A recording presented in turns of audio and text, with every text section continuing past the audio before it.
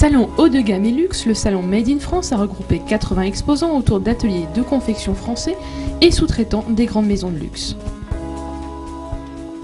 Je suis Isabelle Fonlu, je suis gérante d'une société, la société Production Simon Fonlu, qui est sous-traitant depuis de nombreuses années pour des marques de prêt-à-porter et depuis une dizaine d'années pour des marques de luxe de prêt-à-porter.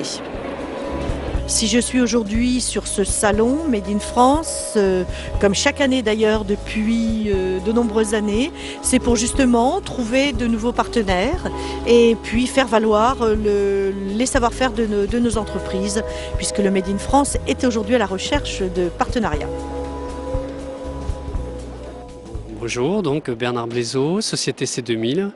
Je représente une société qui est située à Limoges et qui emploie 35 couturières. Nous travaillons pour les marques de luxe de Paris principalement. Et nous sommes au Made in France pour montrer notre savoir-faire, pour montrer qu'en France il existe encore un savoir-faire dans la couture. Nous avons des produits qui vont de la lingerie jusqu'à la grande robe du soir. Nous employons des jeunes et des moins jeunes et nous avons des projets ambitieux en termes de formation pour former de jeunes gens au métier de la couture pour que ce métier perdure.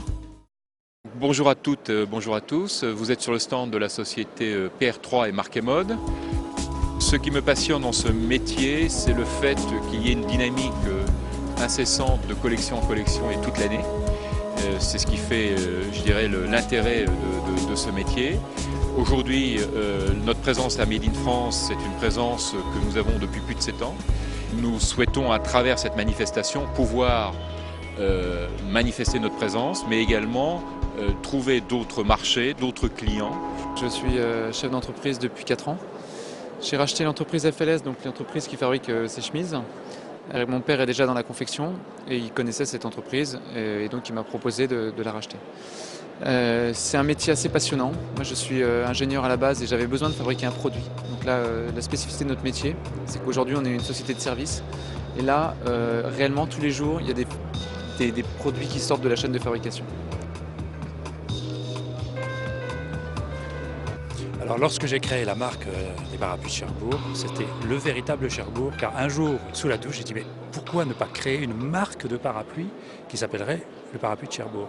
Et ça c'était mon rêve, qu'on ait une ligne de parapluies qui soit vraiment adaptée en fonction de ce qui on va sortir dans les bourrasques ou si on va au contraire sortir en ville dans un dîner mondain. Bonjour, je suis Véronique Guillemant, responsable commerciale de la Chapellerie d'Endurant. Chapellerie d'Endurant qui a été fondée en 1834 par l'arrière-arrière-grand-père de Wilfrid Guillemant d'Endurant, donc mon époux. Nous avons racheté la société familiale il y a 4 ans. Nous avons notre propre marque, Torpedo. Et puis pour la France, pour le moment, c'est principalement de la vente en sur-mesure.